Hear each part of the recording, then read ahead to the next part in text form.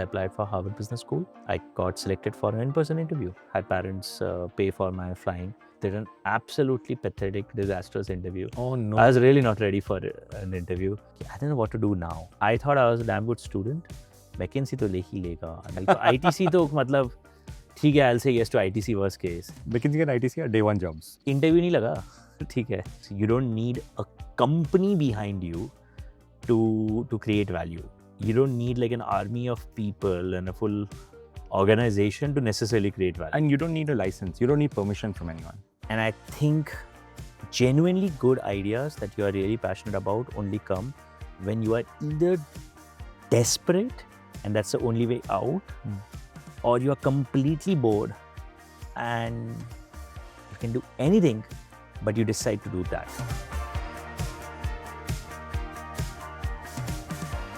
Hello and welcome to the Best Place to Build podcast. Today we are sitting at the Ather Energy office. I'm sitting with Tarun, the CEO and co-founder. Hi, welcome. Hey, hi. You are now one of the top 3 EV companies in India. Congratulations. You had a very good IPO last year. Thanks.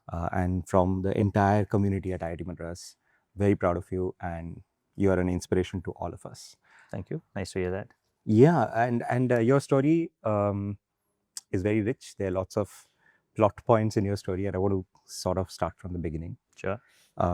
You grew up in Ahmedabad, and you've said in your interviews that you heard of IIT really late, and you were a gaming guy in your schooling years, right? Yeah. So can we start from there? Gaming guy is I think the modern definition of a gaming person is very different.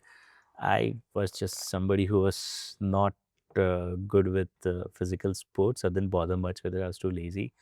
And I think as a dad had a computer business, so there were always computers at home, and many of them were pretty damn good ones in the early years. I just got hooked on to playing games. And luckily, they were mostly not first-person shooter games, so they were not just like, a way to sort of pass time.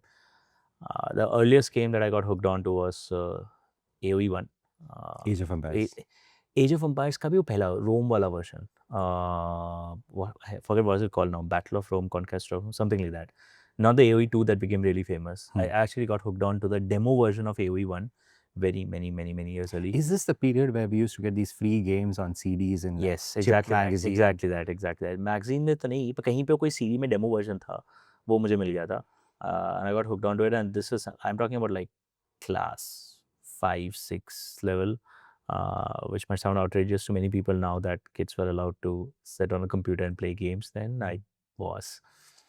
So that, then Claw, then NFS, and then I found a bunch of friends. All of us were lazy enough, and all of us just wanted to basically play these games. So we just kept getting hooked more and more.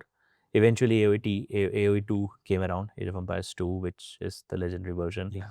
And I got very hooked on to that. Then many other things. It's interesting. These are all strategy games. So basically, stuff that would involve you more rather than just like I think a lot of first-person shooter games are like I kind of like watching a movie. So you can just sort of relax, chill, and do stuff. A little better than that maybe, but a lot of the strategy games kind of suck you in. They're much nicer, I feel. So FPS भी था थोड़ा, but yeah, a lot of these strategy games. SimCity, Roller Coaster, The Sims. Not too much strategy in The Sims, but sure. Yeah. Not Civilization. Yeah, नहीं मैं कभी Civilization नहीं खेला. मैं Empire Earth तक गया था, but Civilization नहीं खेला था. And your parents never came and said, "क्यों खेल रहे हो? Go to coaching." Oh no, we never had coaching. I didn't go to tuitions until like 11th, 12th, I think. And I didn't go to any other class. I was rather a big believer in doing nothing except the bare minimum required in school, and then just chilling out all the time. So I read a shit ton of comics, and a lot of comics, and played a lot of computer games. That's it. What comics? Yeah, जो भी मिलता था. Papa had a big collection of Phantoms, Mandrakes, Indrajal comics from the 1970s. He had like a massive chunk of those. So that got me hooked in. This image of you playing Age of Empires, Sims, Indrajal, whatever, doesn't sit well with a student who's preparing for JEE coaching. And were you naturally a good student? Yeah, I was a decent student. I think rank तो ठीक ही था, marks ठीक ही थे. But I was not suddenly oh, I'll kill myself for this kind of a student. So I think I did the absolute bare minimum required. In one of your interviews, you said that you picked the coaching that's closest to your home so that you Yeah, have I most did. time to play games. Is that I just didn't want to spend too much time traveling. okay? I've been generally person averse to spending a lot of time traveling. Obviously now I'm in Bangalore, but uh, Can I ask you a question here? yeah, Did you drive a scooter from your home to your coaching and back? that time you would cycle a lot. So Hmm. cycles were still pretty common all the way till 10th, 11th for sure. Cycle to school, cycle to yeah, tuitions खाली 10th में थोड़े से थे, mostly 11th 12th में, and 11th 12th में JEE की coaching थी mostly. Hmm. I was very close by, like 1 kilometer from my house, so you could walk. Not that Ahmedabad is a great place to walk. It gets hot quite often, Hmm. but winters are great, so you could walk. It sounds very idyllic, right? Yeah, it was very chill. And then you came, you got a rank and you moved to Chennai. Yeah. Was that your choice or? It partly, yes. Obviously, the rank kind of limits your options. So I was somewhere in the middle. I think my rank like 1800 something tha. So at that, you don't get all the options, obviously. But you still, if you want to be in the top 3, 4, 5, by rank IITs, you can be. You just have to like figure out which stream. What I got excited about was us time. So this booklet would come about teaching, telling you about all the courses, वगैरह वगैरह. Back then, I don't think social media was very active on her course में क्या हो रहा है. And I read about this department, engineering design, and it said automotive, and it said robotics and biotech, and lots of really cool stuff.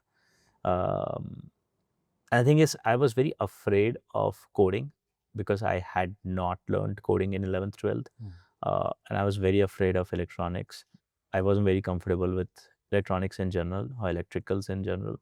So, a very heavy mechanical student. So, this department sounded a lot closer to mechanical. Hmm. And I couldn't get mechanical engineering directly at that point. Right.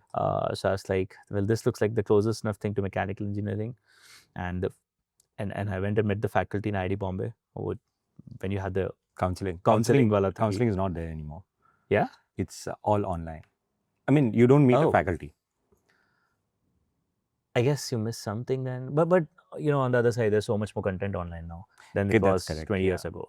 Yeah. So fair. Okay. So met the faculty. The faculty was selling it really hard.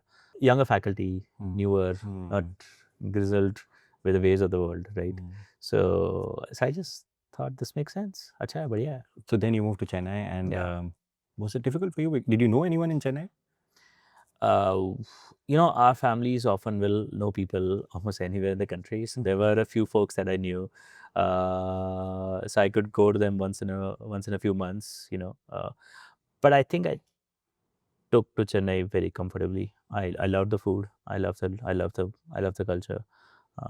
And because of IIT Madras, the campus, 600 acres of pristine forest. Yeah. I think I also love the weather weirdly.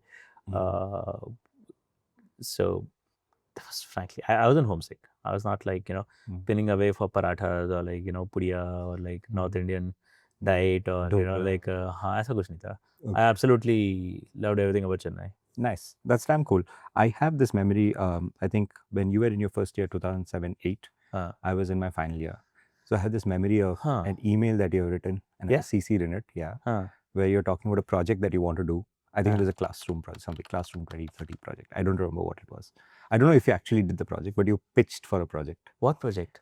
For a Spirit of Engineering project. Spirit of Engineering. What was Spirit of Engineering? It was a set of, basically, I think at some point the Dean of Students said, we'll make some money available if students want to build projects on their own. And was this a fountain thingy? I have zero idea. This is so long back. But Spirit of Engineering projects became CFI projects in 2009.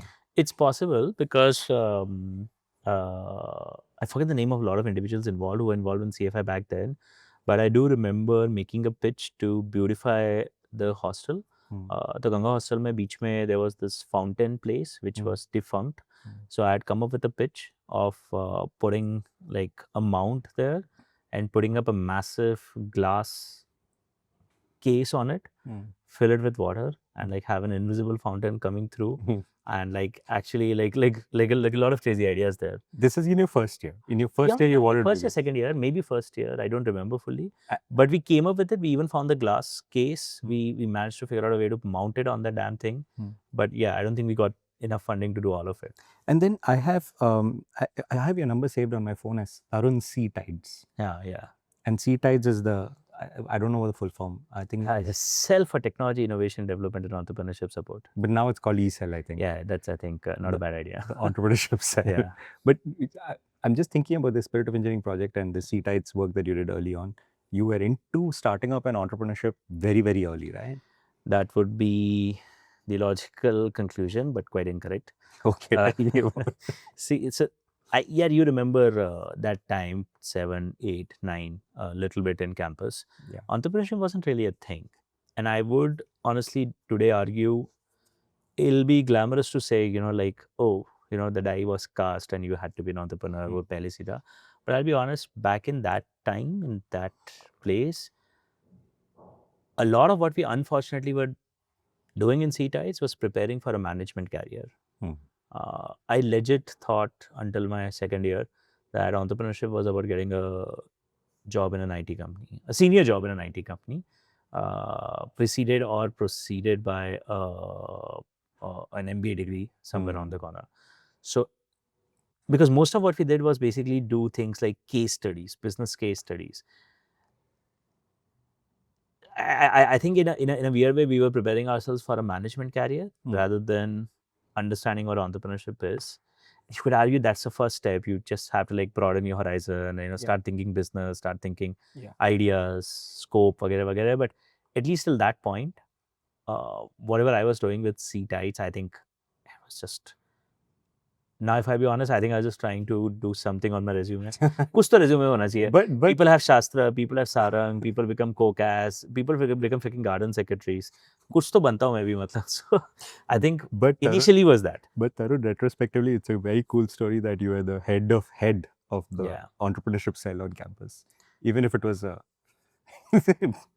I can write that story. You can, I can get that. I can see that, which is why I just thought, at least on an IITM podcast, I'll be a bit more transparent that while the dots may seem to connect that way, I doubt that they connected that way at that time. In as part of Sea Tides and as part of your responsibility, you also went to Stanford for a conference, right? For an entrepreneurship conference.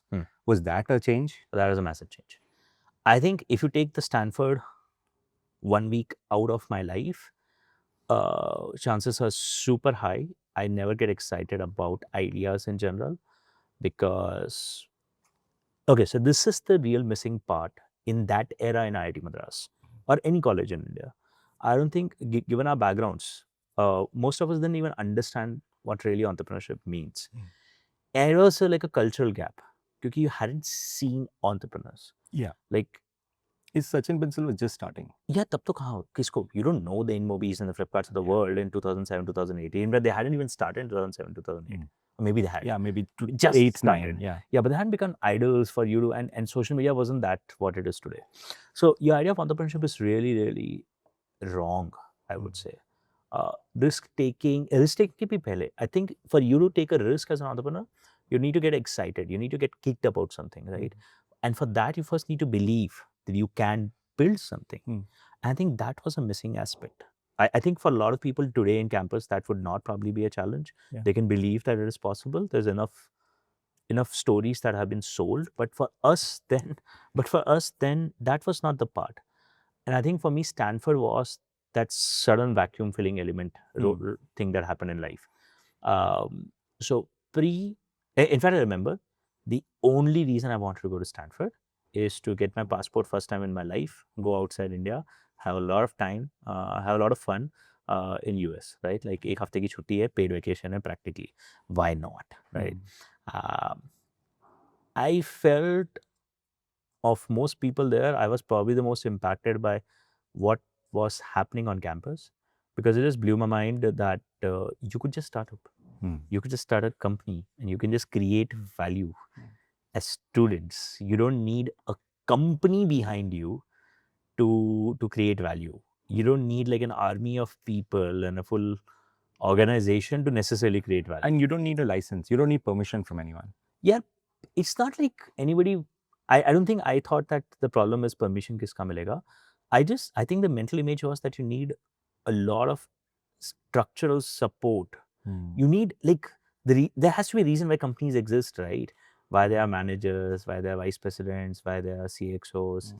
कुछ होता होगा ना, reason होता होगा. Like these are big companies. कुछ तो है. So as a student, you don't see that and say, yeah, I'll build that. The connection does not happen. I think going to Stanford, so I was in this dorm, staying with like three, four students there. So I was crashing on their couch, and all of them were running their own startups. And I think the most fascinating part was just like walking around and seeing everybody sitting everywhere was running a startup. And many of those startups were becoming big things. You walk outside of Stanford and it's Palo Alto. And yeah, that guy was a student here. वो 4 साल पहले निकला, वो 3 साल पहले निकला. It just blows your mind. Got it. That connection hadn't formed until I went to Stanford. And I very distinctly remember coming back from Stanford and that first weekend sitting in Swapnil's room. Swapnil was like, yeah, I built this Sterling engine as a science project. We just showcased this in some London ka event. And ये बहुत cool है. And वो Stanford की बत्ती जली. Idea, commercial potential क्या है इस पे? अबे startup बनाना चाहिए. It may sound very obvious today, but this was massively missing before Stanford. Yeah. In fact, I would say I probably lost a lot of interest in C-Tides and E-Cell, what we were doing back then, very rapidly after the Stanford experience. Because I was like, oh, that's fine. Though I was made the E-Cell head literally a few months after that, and I've spent a year as the E-Cell head. I think by the end of my tenure, I was already like, no. I think entrepreneurship is about like create value, build. So you went more from a business model.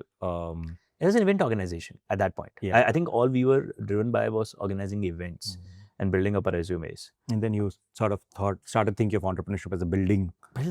Yeah. So more CFI than the C-Tides back then. I do think C-Tides still played a role, and I hope E-Cell today is a lot more than just students building the resumes by organizing events. Though I doubt. I think हमेशा starting तो वही होती है सबकी. Starting तो वही होती है. But also like वो building में वो I'm going to come back to Age of Empires many times.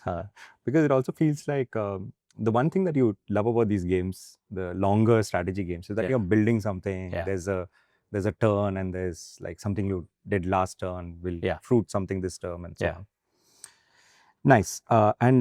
Is it? And almost immediately, you and Swapnil started calling yourself Ather Energy, right? Yes. It was his name. He had this name fully thought through. So his idea was we should work in energy.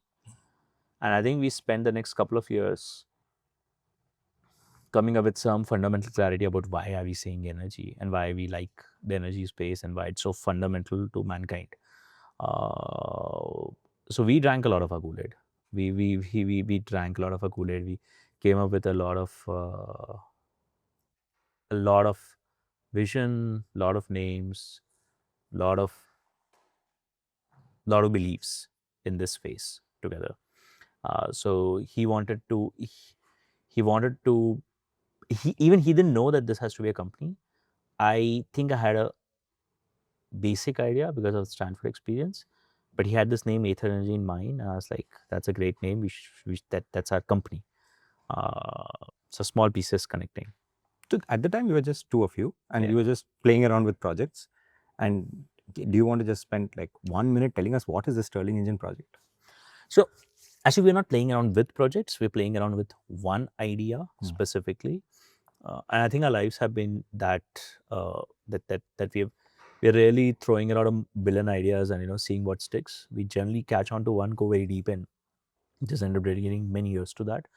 So Swapna had already by that point gotten very excited about Sterling engine. I started spending time with him, and I fell in love too because it seemed to have a lot of potential.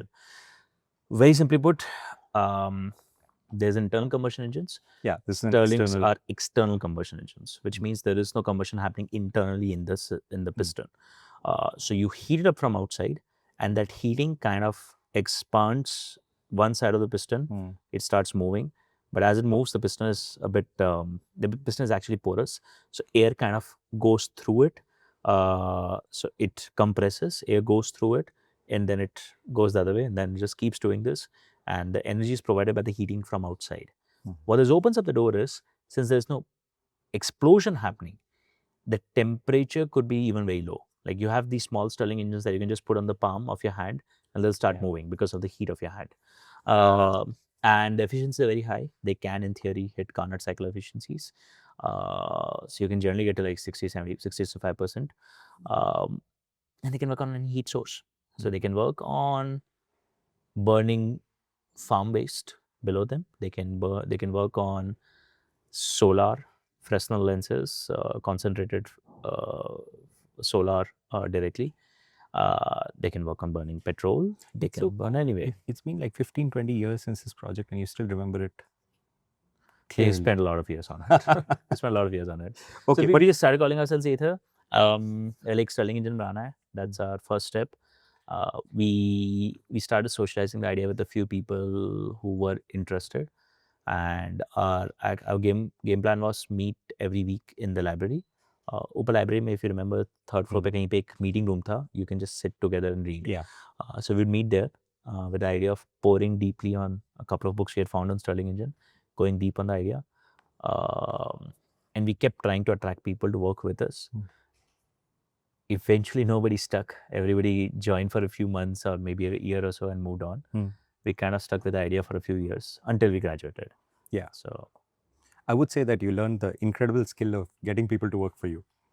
I don't think we've convinced anybody to work for us. Sorry, actually, there were a few other classmates who finally joined in on the Stirling engine project. Yeah, that's true. Shantan, Paduri, but Tarun, all of this you're saying, but in your final year, you were, what was your grade? 8.7, 0.8, somewhere in that vicinity. Okay, so that's a good grade. And then as a sweet spot, it's the perfect level at which you've not done too much work and you've not left too much on the table. So I think this is the sweet spot. I think anything between 8.3-ish, 8.7, 8.8 is like the sweet spot of what you should get. But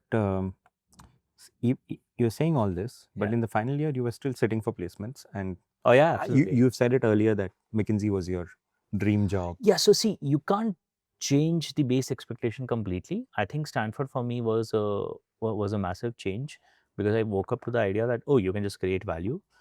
But honestly, I hadn't connected that creating value to economical well-being properly yet. And that path was also not very clear.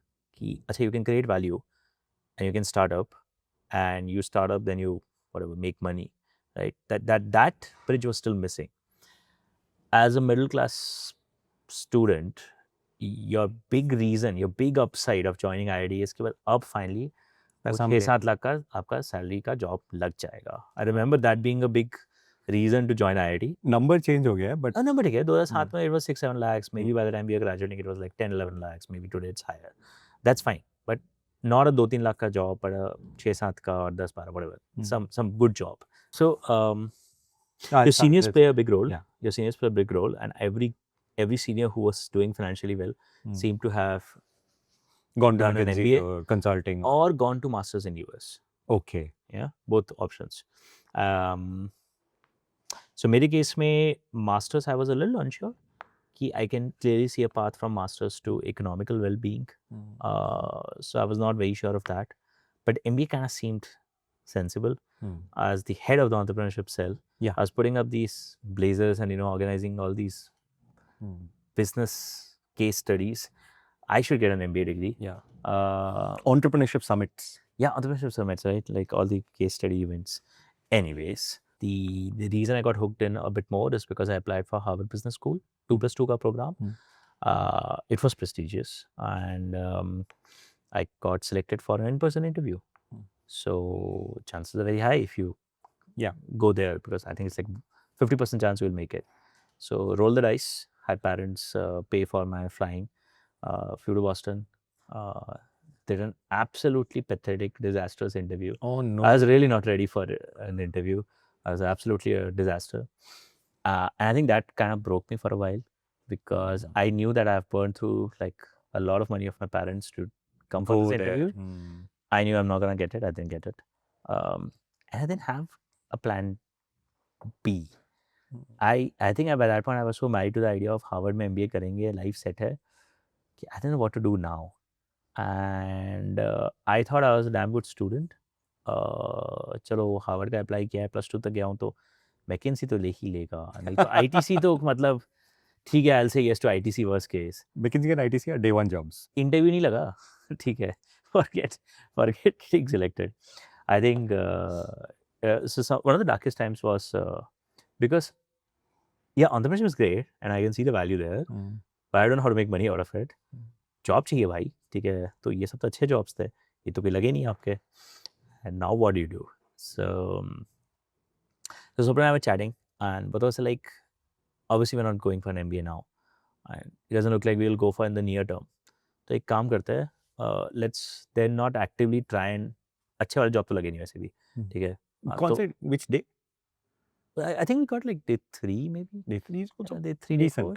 No, so the job was decent. I'm saying a non-engineering job. See, because at that point the thing is, engineering mechanical jobs are a dead end. If you go there, you're going there for a couple of years, you have to quickly do an MBA and get out.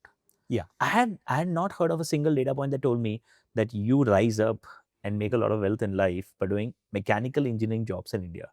Yeah. I think the times have changed, but no, absolutely. I do hope so now, finally. Obviously, Ather's sort of, opened up a lot of doors there. But I had not seen that yet, right? Like, you were my seniors. Yeah. Like, no, you were a mechanical engineer. Yeah. In my year, there may be 3M, GM, these companies were coming, but they were day 6, day 7, day 8. Yeah. And nobody was selling a story of कि हाँ आप ये वाली अच्छी company में काम करना and your life is set, your career is set. Yeah, but see, again, they were mostly management jobs. Come on, let's be honest. Like very quickly they became management engineering jobs. And then management. Very quickly management, right? Very quickly management, marketing, kuch to. So which means you go there to basically do a transition out of engineering. Yeah, so we were like, अच्छा अब क्या करना है? Swapna was clear, he was not going to do an MBA. I was clear, मेरे को MBA करना ही है, मतलब मैं कहाँ फंस जाऊँगा नहीं तो. But you're like, अच्छा देखो, अब anyways अभी तो कुछ किया नहीं, so now we probably wait for a couple of years. The Sterling thing, we made a lot of those engines, but we couldn't productionize any of them because they're really hard products. They काम करते हैं, let's just stay in core engineering jobs for a couple of years. Let's see if we can revive this idea of doing something in energy. If we can find a way to working in those companies. Okay. If not, then ठीक है यार, मतलब I'll probably go for my MBA and figure out what. Yeah. We'll see. But the idea was we made peace with the fact that it's okay. Let's genuinely work in mechanical engineers for a while. Yeah. To see if that time gives us an opportunity to find a new opportunity. Nice. So to 2012, both of you took engineering jobs. Yeah. And I have this note here. I think you've said it somewhere, but you were staying in Chennai. You're sharing a 3 BHK. Yeah. Many people do that in their Anna Nagar. And every Friday you had an EV. Yeah. And you were driving back from Ananagar. What those days EVs were 25 kilometers an hour. Yeah. So this image of you driving at 25 kilometers an hour from Ananagar to campus, IIT. To IIT to be in your lab. Yeah. So the build-up of that is in our final year, we were filing a lot of patents. We had cracked how to file patents. So we'd filed like 6-7 patents in our final year. And one of those patents was on swappable battery packs. Now, I just told you the context. We hadn't found our dream jobs yet. We hadn't figured out how to start up on Sterling engines yet. And the jobs that we had gotten started on, particularly in my side, I had a lot of time. So I was trying to figure out what can I do with battery packs still. Koi scope hai. So I was reading up like crazy on battery packs in electric vehicles. And eventually I figured, while I'm reading a lot, might as well just use my weekends and do something. So I bought the cheapest EV I could, which was an electric scooter. And I figured I'll start using it. I'll figure out what's, like the best way to figure this out is to use the product and be a customer. So can I just say something here? Yeah. This idea of free time, and I've heard you say this differently in different forums. We have also spoken about it. When you have a lot of free time in your hand, there are multiple things you can do, right? Yeah. And then at some point in your time, you were overinvested all your free time in games, and then Yes. in college you were doing all these POR and sterlinging projects, and Yeah. you're just getting your hands dirty. And now you're in your job, you have a lot of free time, and you're researching on something new. So Yes. I admire that. And did you feel like, just like, I have a lot of free time, let me chill, let me travel, let me watch TV? I did that too. I think 5 years of IIT was that, right? Like, let's be honest, इतना stressful नहीं था IIT का time. Of taking only 21 hours of classes in a week, practically no homework, 140 working days in a year. I think life was pretty chill. Nice. So I honestly felt like बहुत time था, chill था. और Instagram नहीं था. On Instagram neither. Social media wasn't a big deal. I think that made a big difference. Yeah. Yes, true. But I've been a big believer always and even now that you want to get bored in your life. You want to consistently every decade or so get to a place where you have a lot of time and you have so much time that you will get genuinely bored. And I think genuinely good ideas that you are really passionate about only come when you are either desperate and that's the only way out, or you are completely bored and you can do anything, but you decide to do that. Yeah, but there's a self-guiding there. Yeah, obviously you need to. You're self-guiding yourself Yes. to productivity, productive thoughts. Correct. I think it's a dangerous thing that this works out for an individual. You could completely get lost also. Yeah, you could. Following this philosophy. It worked out like this for me. In that period, you have said something that just stunned me, that this period when you bought an EV, you were also like looking up other people who bought an EV and you were talking to them and you're trying to, what were you doing? I mean, this is much before you even decided to build an EV. Yeah, much before. See, at this point, I had filed a patent along with another individual on swappable battery packs. I was trying to figure out if there is some opportunity to do something exciting here. Maybe start a company, maybe join somebody, I don't know, right? The only way I'll know is by getting deeper in it. It is an engineering thing. I'm a recent graduate. I can still build. So I'll start building them. So that's the first thing I did. I called up the old professor of mine, under whom I did my dual degree project, Professor Sandeepan, and had an understanding that as an ex-student, I'll still come around over weekends, spend some time in your lab. I just want a quite nice place that had become home for me to sit for 2 days, Saturday, Sunday, think long and hard. I just want to read. Honestly, all I need to do in your lab is I'm just going to read there. Maybe try building some of these battery packs with my hand, but I like that environment. I like that nice bubble of IIT Madras, right? So I was just going to come back. So I came back a lot. And when I started building the battery pack on one side, and I was trying to, by the way, recruit people even then, students, younger students who were still in the third, fourth year, ki aa jao mere sath, just try and build these battery packs now. I found the person then eventually joined us, but I found another senior of mine, Ashok Leland. I was like, hey, do you want to do market research with me? Right? I think engineering design department really prepared us for it. There were a lot of courses where in the early stages of an idea, you would start building and in parallel, you would start doing market research. And market research basically meant talk to customers, right? So we talk to customers of a product you haven't even built yet. Yeah, so basically, prospective customers, right? Like just talk, who buys an EV today, right? Talk to Reva owners, talk to electric scooter buyers, talk to people who used it in the past. So I pitched the idea to him, ki, hey, why don't we spend some time over weekends meeting customers and making some notes, right? Let's do something. So we started doing that in Bangalore and Chennai. We would travel and meet customers. How do you find customers? We would go online and we would read up reviews of electric scooters on random websites. And we would find the accounts who had posted these reviews. And often you would find the Gmail IDs under those accounts and you would send a note to them. Nice. You would find the same thing under comments also. Right? So people who are complaining about stuff of quality online, you'd find them this way. So 25-30 customers mile, we found them and we started meeting them. We'd spend a few hours with every one of them. And the third missing element is, okay, you're talking to customers, you're trying to build a battery. Why not also buy an EV and start riding it every day? So I was doing that. Nice. Damn cool. And when did you decide to build an EV?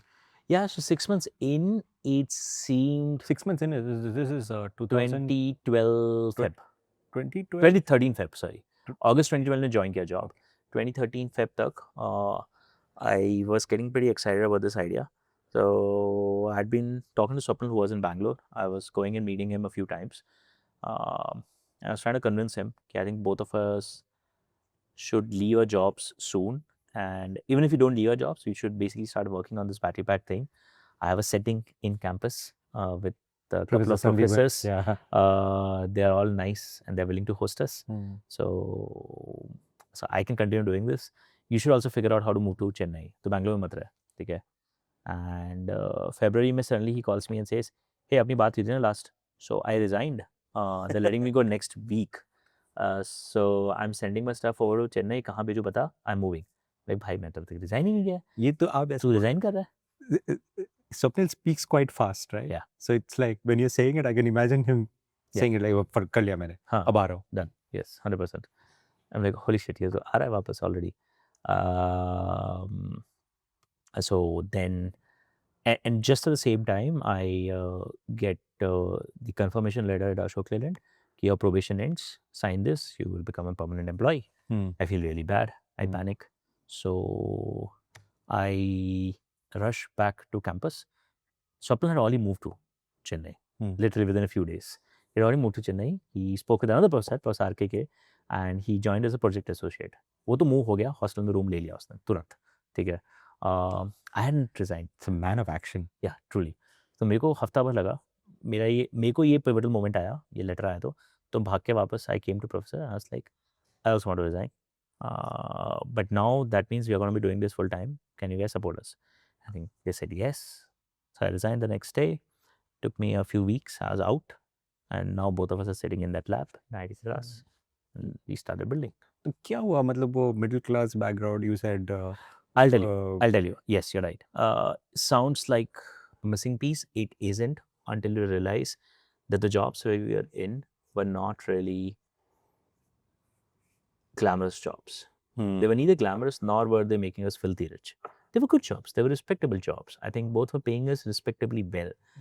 But after rent, food, travel, all that stuff, it's not like we were sending back bucket loads of money back home, right? We're barely sending any money back home. So I was like, yeah, देखो, महीने का 40 to 44,000 हाथ में आता है. What do I have to lose? 30-35,000 तो खर्च हो जाता है मेरा. 10,000 की सेविंग बनाने के लिए तो मैं नहीं कर रहा हूँ hopefully this, ठीक है? मतलब अगर आपको वैकेंसी मिल जाता तो Ather Energy लग जाता. 100%. So I remember a very close friend of mine at that point, 6-9 months after we started up, meeting me in campus and asking, "Yaar, how did you have the guts to resign?" I said, for me it was the easiest thing to resign and do this because I had no golden handcuffs, but my downside is so limited. And I think that I lucked out on. You want to have very limited downsides when you're making these big decisions. Otherwise, you will just agonize over these decisions for far too long. Then is Yeah. So swapnil overthink it in your head. Swapnil के भी बहुत easy था. Like we were both making like 42,000 a month. Yeah. Okay, in hand. Yeah. We can do better than this anyway. It's not that. I don't know if we will do better than this, but I'm like, देखो अगर यही करना है, then I can spend another year or two not doing this. My downside is I'll not save maybe 2-3 lakh rupees. I don't think my parents will really be terrified if I don't save 2-3 lakh rupees. एक बात बताइए, when you went back to your professors, you were talking to them about the battery swap. Yeah. So when did that battery swap move to? Much later. We started up on the promise of a swappable battery pack company. We raised our first round of funding on back of that. In fact, Sachin ka funding also happened with it. It's somewhere between Sachin ka funding and Tiger's funding that and us moving to Bangalore and trying to build this in a more proper way that I think we started losing confidence on swappable battery because we built legit vehicles that look very similar to Ather 450 today. And in those architectures, we started seeing that the engineering is not adding up, the use case is not adding up. So we dropped swapping. But that happened like in 2015. For the first couple of years, we were religiously sold into swapping. If you look now, maybe it's been a good idea, right? Because I don't think people have built big businesses with swappable batteries. But I do continue to believe that on the consumer side, it probably is not very relevant.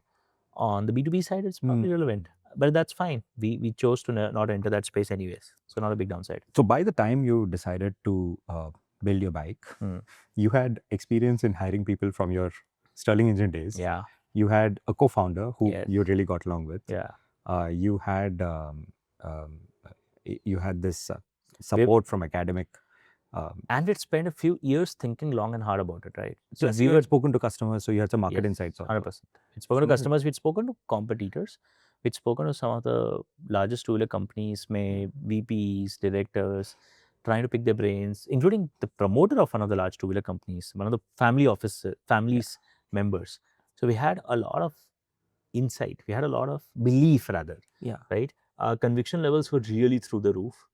And I think they carried Ather for the first almost 8-9 years. And this is a very good way to build a business, right? Like sometimes people just jump into a product, build the product, and then they're like, okay, will somebody fund us? Will we find a customer? But I think somebody will fund us is always a question that you will not know early. But I think, I'm a big believer for you go in with an incredibly high level of conviction. Otherwise, life is too short. Don't bother. If you're going to be pivoting all the time, it's probably not fun unless what you like is the thrill of pivots all the time.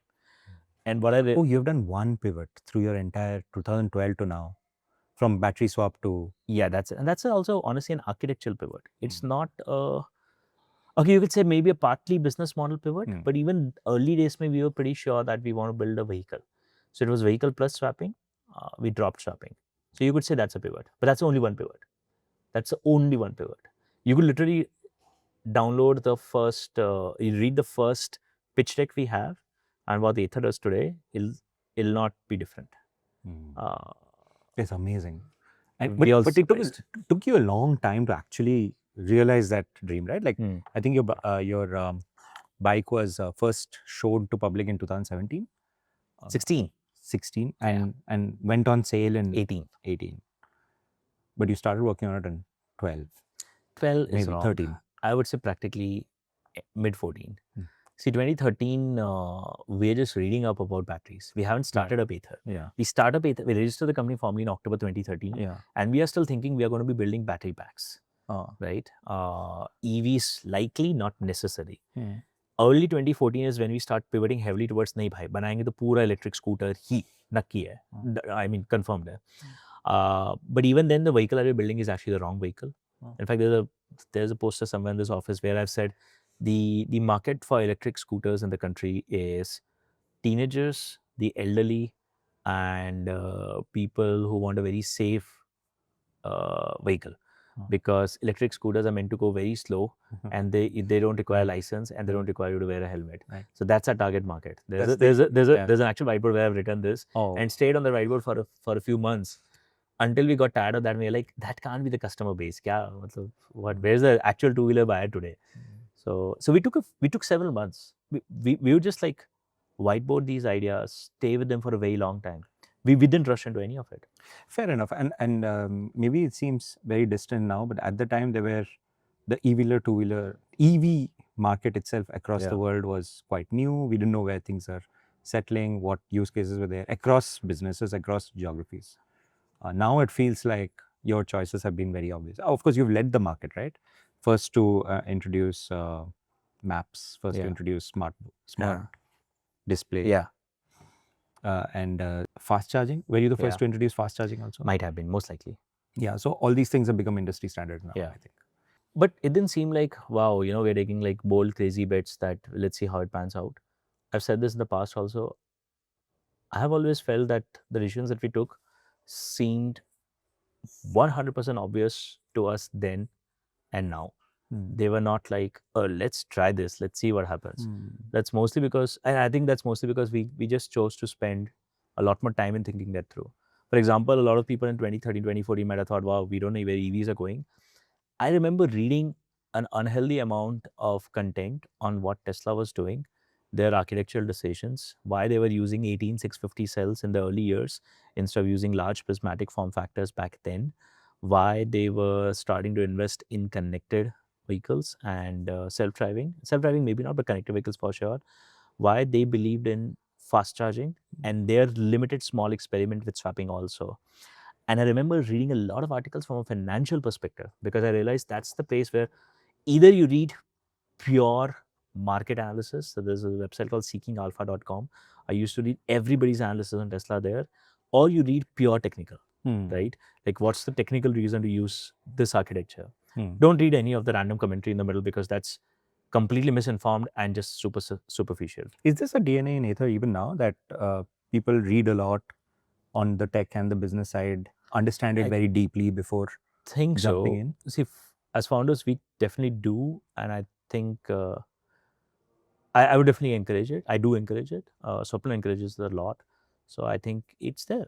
See, the easiest thing is you just force people to think very hard, have a lot of conviction before doing something. I think that just that smart people, I'll just mean they would have read enough, they would have done enough homework. तो हमने ये बहुत किया था.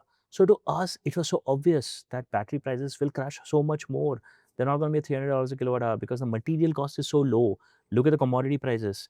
That price, when scaled up, is only so much. Why is the price so much here? It's here because economics of scale नहीं Scale है. hasn't hit. वो तो आएगा ही because the scale required. Tesla is placing those orders today. How are we worried that वो scale नहीं आने वाला? Tesla अकेला वो scale create कर रहा है. खरीद लो चुपचाप. On the business side, it made so much sense. Like we were like, oh wow, it's such a bad business, not gonna make sense. But I'm like, but the unit economics is like 20-25% gross margin.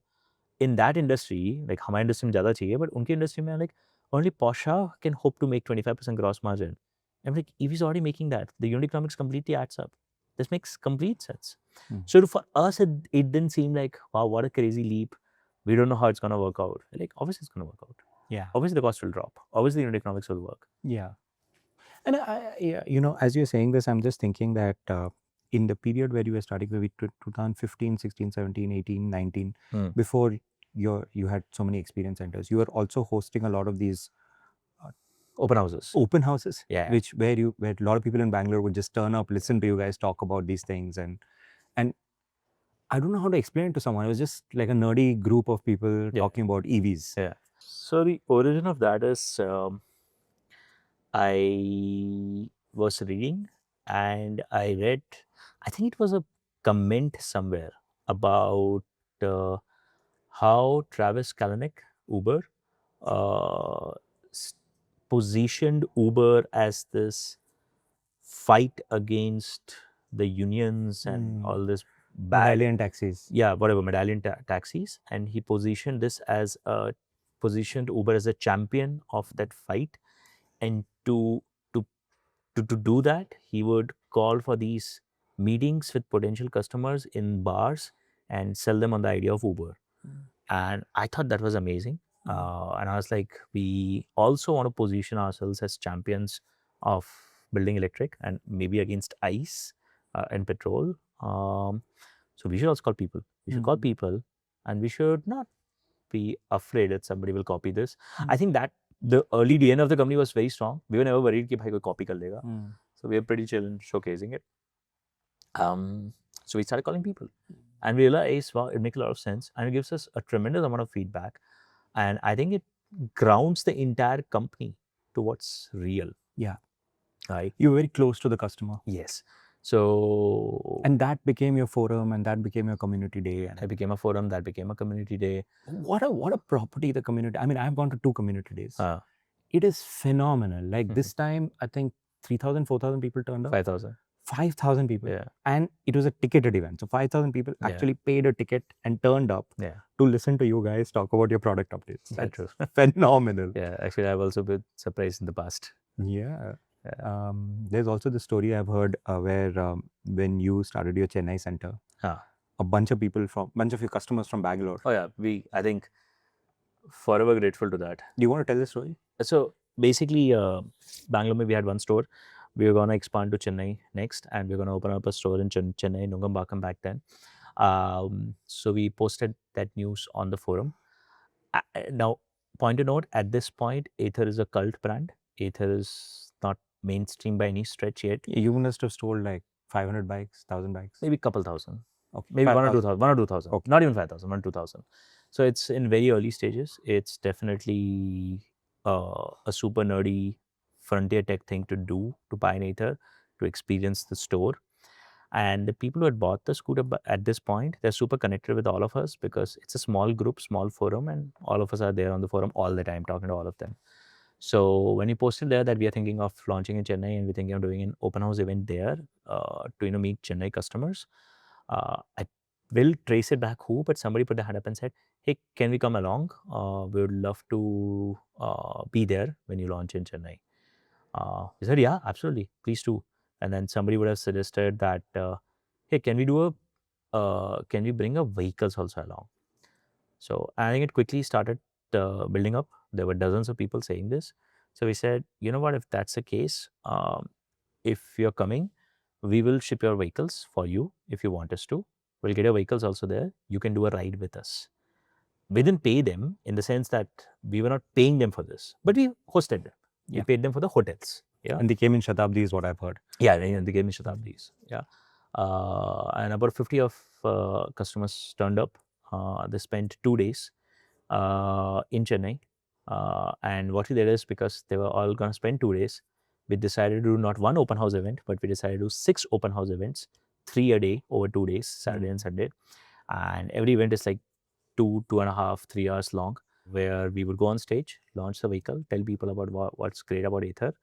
And we set up all these booths where we put up all our customers. Hey, why don't you meet our existing customers? And it's not like we're paying them anything for it, right? It's like a dream for a brand. It's a dream for a brand. Yeah, I agree. and also, like, if you're saying you had 2,000 customers then, Yeah. and 50 of them turn up, that's a huge percentage of your existing Yeah, absolutely, absolutely.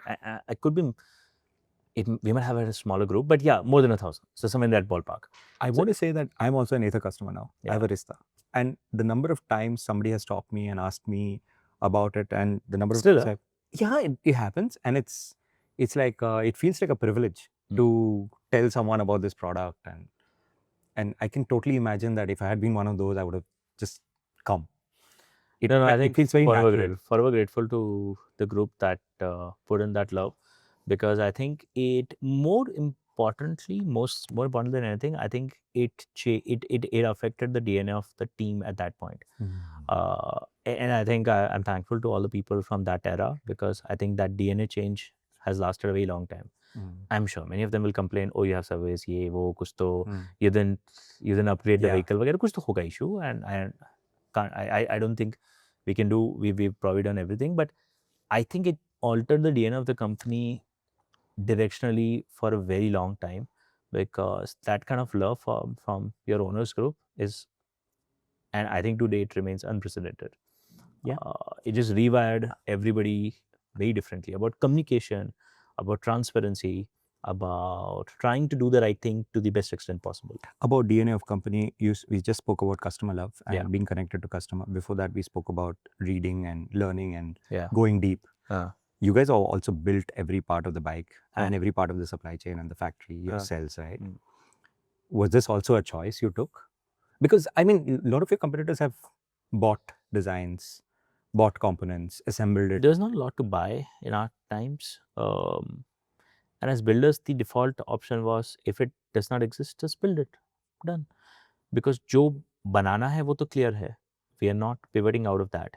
We're not going to pivot and say, oh, in that case, if this is not available, then we'll not build this. Yeah, but sometimes it would have been really hard, right? Like, if it might have felt like, oh, this is too much to build. Like, I think you built your own screen, own tablet. We built our own tablet. We obviously wrote our own software. There was no clear guideline for how to use even Google Maps at that point on a scooter, because even Google hadn't thought through of that use case. There was nobody who had built lithium-ion battery pack assembly lines in India at scale. So we had to design a lot of our own equipment. Windows didn't exist for most of it. There was no standard for how, like the charging standard that we have today, the standard didn't exist. We had no testing protocols. We had to come up with all of that.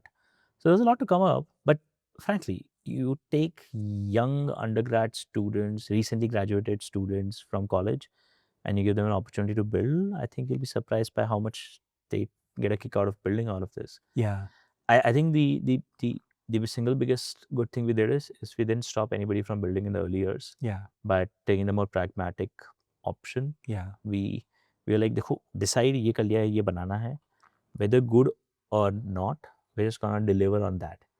So I think it was an incredible amount of clarity for everybody. What to do with that?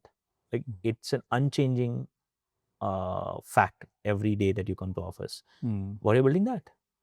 So do you have something you can buy to build that? No, then build it. Nice. Bana do wahi hai.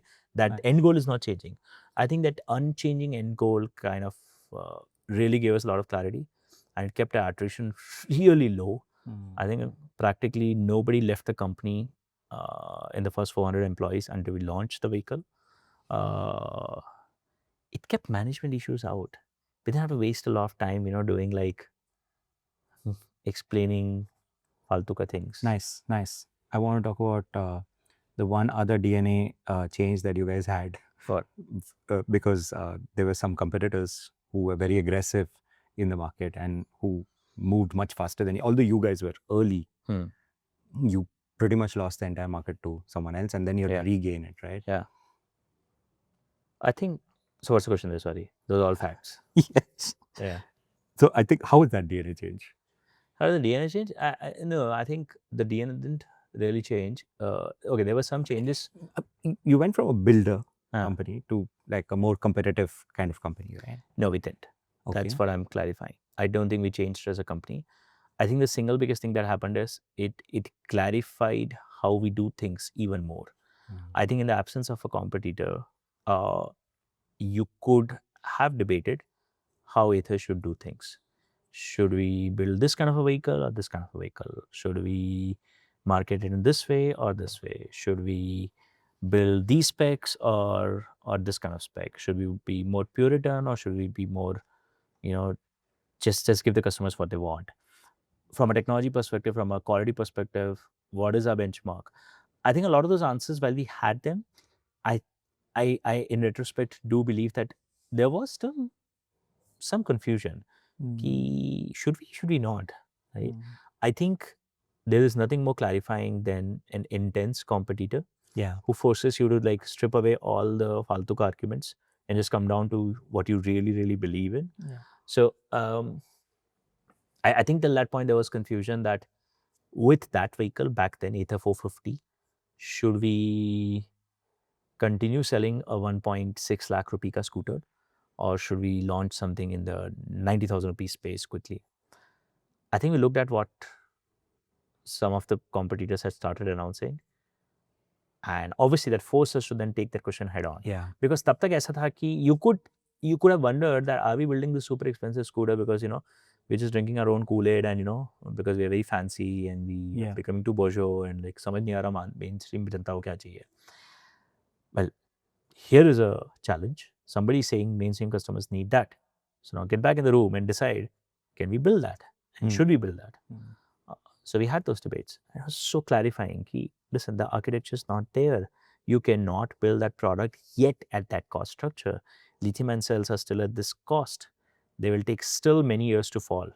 Electronics is still here. So if you build and try to sell a vehicle at 90K, you will burn through shitloads of money.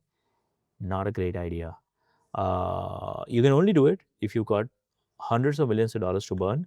Do we have it? No, we have $5 million. Okay. So can we even take that path? No, we can't. Nice. And we're not saying we'll not take that path because we are too premium for those customers. Yes, we'll get there. But we'll get there when these conditions add up. Right. And we don't control some of the variables. So be pragmatic. Here is a roadmap. We'll continue fixing this vehicle. We'll continue selling this vehicle. Then we'll go here, then we'll go here, then we'll go here, then we'll go here. And eventually we'll have a 1 lakh rupee scooter, let's say, right? That's amazing. So you're saying... But there was another thing. I think something good that also happened. Okay, this was also good, but another good thing that happened. I think there was one piece where we were going slow on. I don't think we were going slow on cost or aggressiveness because the alternative path didn't make sense to us. And we got the clarity by being forced to face it. But there was one part where we were going slow and we realized that by seeing a competitor, we had already embraced in 2015 that we are going to stick a touchscreen dashboard here, that we are going to build a software-first vehicle. And we had launched something. But the software barely worked, the navigation, Google Maps barely worked, the connectivity was really bad, and most of the software features were basically pointless.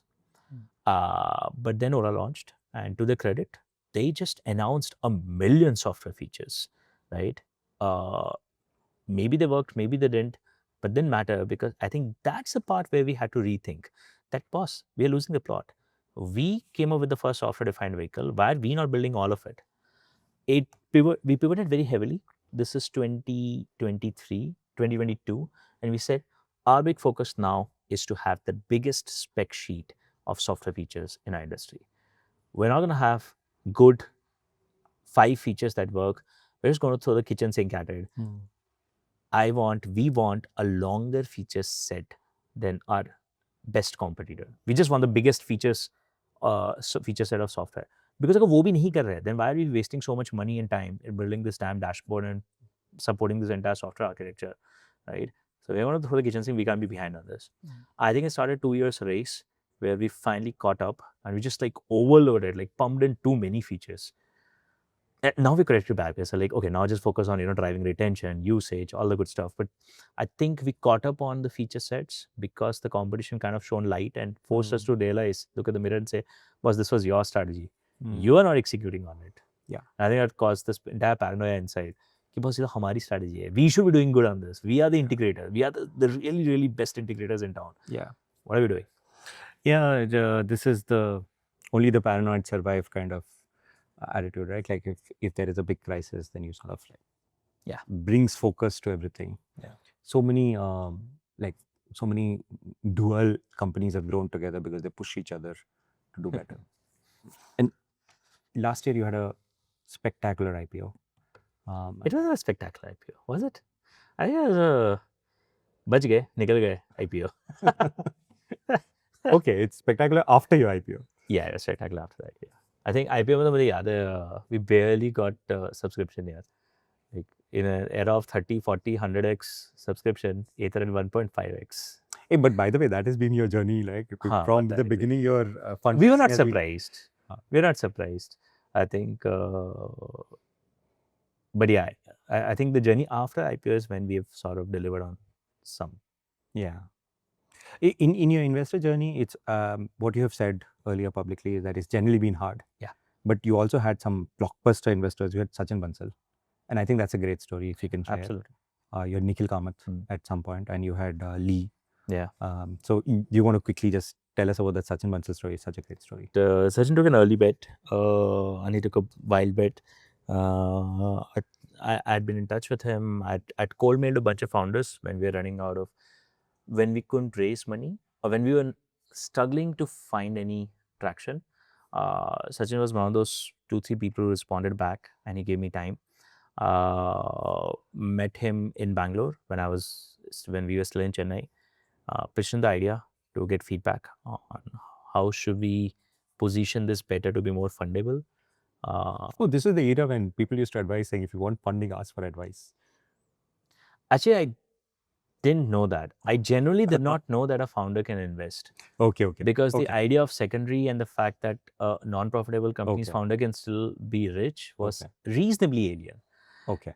I do think that we believe that 10-20 lakh koi dal sakta hai. Yeah. But the fact that somebody can put in crores was absolutely not on the table.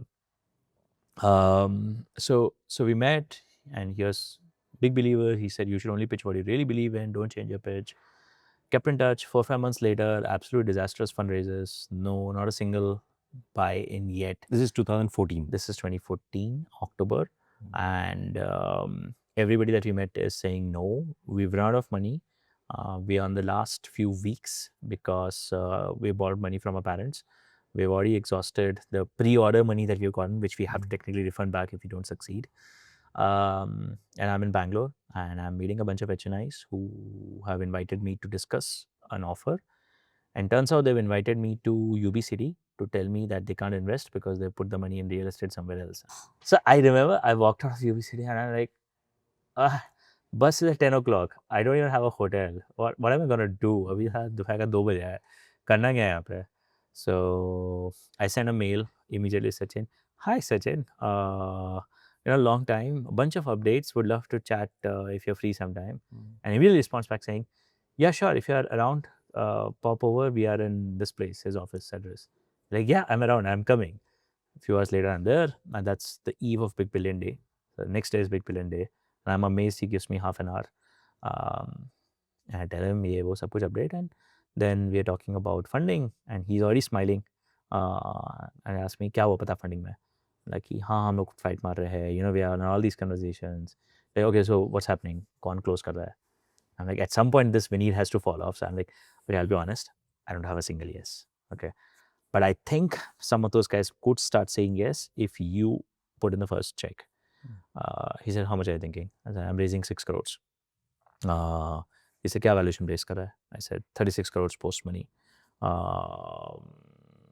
And he said, so what do you want me to put in? I'm like, wow, I'm like 25 lakhs. And I had practiced this. Okay. Before going there, I'd met a senior of mine and I'd practiced. Okay, Sachin ने वापस time दिया है. क्या बोलूँ? कितना? 5 lakh. And he pushes me. 5 lakh मत मांगना. बदतमीजी लगेगी. 25 मांगना उससे. So I just take my chance. I say 25 lakhs. And he thinks for like 10 seconds. He's like, okay, I can do that, but only on one promise. I'll invest only if you let me do the entire round. And like, what's the catch here? Like, you realize I have no offer. So yeah, take the entire round. Sure. I says done. And then Binny's just passing that classroom. He just knocks and says, Binny, either, you know, that startup scooter wala, electric scooter I told you about, meet Tarun. I'm putting in $1 million in them. Do you want to join? He said, yeah, split kata hai. I'm like, what? And they split and done. Nice. That's pretty much the paperwork. We do paperwork, but it's a dream story. I can't be more grateful to Sachin than that. I don't know if he ever did something like that in his life after that in another startup. And that saved Ather. Like practically, I would say that made him practically a co-founder. Yeah. Nice. But that also brought in a lot of financial discipline, right? You are GM positive on your bikes and all that. Yeah. Okay. I have 4 pages of notes, and the one thing that I would like to just touch upon. Last week I interviewed Amrut from Zetwork. Yeah. And at one point he started talking about meeting his co-founder Srinath at IIT Madras, and he described him as his work wife. And he said that, my advice to young people is that if you want to start up, you have to find your Srinath. Yeah. And my immediate thought was you and Swapnil, because you guys are very close to each other, and you sort of like complete each other. I don't know. Is it like that? We are reasonably complements of each other. We don't honestly think alike. We always end up sharing the vision, but our approaches are so wildly different that I think it's very healthy for the business. But how did that start? I mean, were you hostel mates? Yeah, we were in the same hostel. You were in the same Dono hostel? Ganga mein the. And both of you were ED? Both of us at the same department. Which is fine. Like, I have so many friends who are hostel mates and batchmates. Yeah. We never started up together. So how did that grow from, say, going to the same class? I think it was also very philosophical. So the second year ke end mein, when we started talking about building the Sterling engine, we spent too much time philosophizing about what the energy industry is and how we should build something, and how we should think of prototypes, what is the core idea here, why are we doing something. You're starting Ather a solid year before you even hired anybody, right? So I remember a ton of conversations where we would debate things like, should we ever hire a non-engineer in the new company? Why and why not? What do we think about money? What do we think about, like, not in that exact term, but that sounds very polished. What do you think about growth, or what do you think about capital? But I think that cocoon of starting up in IIT Madras, away from all the advice, forced us to come up with our own advice, forced us to come up with our own thoughts. I would strongly encourage people to get that for themselves. Build your own cocoon. Don't read up too much advice early on. First from your own views. Otherwise, you might realize later on in life that all the thoughts that you think you have, they're actually Paul Graham's essays. They're not your thoughts. They are and maybe somebody's podcasts. And maybe they're not contextual. Thanks. Maybe they're not contextually relevant. They will not be. But they sound good, right? They sound good and they're likely very true. But the thing is, before you watch all those podcasts, before you read all those essays and interviews and everything, at least for your own startup idea, go in a cocoon, come up with your own independent thoughts, come with your own conviction. And I think we got that together. Nice. On that note, your thoughts. I know it's a podcast and you've already dissed out podcasts. Yeah. But what is the mark of a good builder? Like, how would you recognize that I recognize this person? This person is a builder. From a hiring perspective? Sure. Or from, oh, I see that in you as a fellow person perspective? Yeah, that will be better. I think there are two kinds of builders. I think there are builders who just like to build. End goal be damned. They just build for this love of building. And then there are builders who are building for a specific outcome. They have a specific purpose, vision. I think they're very different people. The former should be careful about starting up, because their startups could be short-lived dreams, because they'll move on to something else once this startup goes beyond this phase of building. The latter should definitely start up, because you're building for a vision, you're building for a purpose. Paradoxically, both are completely attracted on the other sides. People who love building for the sake of building should honestly be joining places where they can build uninterrupted rather than starting up, because your physical building part will end very quickly. Very nice. And then you'll be building brands, and then you'll be building teams, and then you'll be building other stuff. And I think, unfortunately, startups have a massive magnetic attraction for that mindset. I think the right place for them are the early 2000 era Google, or the early years of Ather, for example, where you'll be just let loose, build, right? No questions asked. Budgets are available, money's available. Here is your CFI post college, just build like crazy. Yeah. And the latter, who have a particular vision, they unfortunately are often attracted to other people who can allow them to chase that vision. Right? They're often attracted to other people who can allow them to chase that vision, while really what they should be doing is starting up, because a startup is nothing but your vision that you decide to build out. And when you're chasing a vision, you will build everything required to chase that vision, right? You will build a funding deck, you will build the prototype, you will build the product requirement document, you will build the HR process, you will build the recruitment pitch, you will build everything. You will write the press release, you will build a brand ideology, you will build whatever required to enable chasing that vision. Nice. So you should start up. So there are two kind of builders, honestly. Nice. And I think we often mix them in our definitions. Fair enough. Nice. Thank you for that. I will remember that. 100% last question. I know I've occupied you for more than what we promised. Silly question, but personal. Has starting up made you a better dad?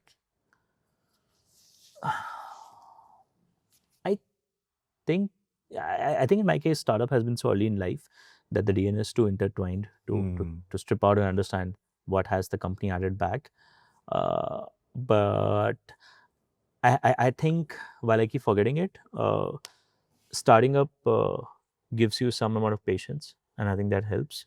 It makes you a little bit more humble, and I think that helps. I think, and it makes you an optimistic person, right? Most founders deep down are optimists, and I think that's a great trait in a parent. I think optimists can make for great parents, right? Because a kid does not need the pessimistic energy in you today. Yeah. Right? Give that to them much later on in life. Yeah. So optimism helps. So I think, I would say optimism. I would say the Optimism, single biggest thing patience, from startups. Optimism, patience, what was the third thing? Humility. Humility. Nice. Nice. Good place to end this podcast. Thank you so much for giving this time. Yeah. I know that you come to IIT Madras often. No. No? Then you should. Yeah. We invite you to campus. Yeah, I should. I want to actually come. I haven't come properly to campus in a while. मैं एक बार fleeting आया था last एक साल पहले. I just like swung by quickly, but I haven't spent too much time. बहुत सारे Ather bikes है campus पे. Yeah, I love to see them. Okay, thank you everyone. Awesome. If you like this podcast, please like, share, subscribe, drop a comment, and that's it. See you next time.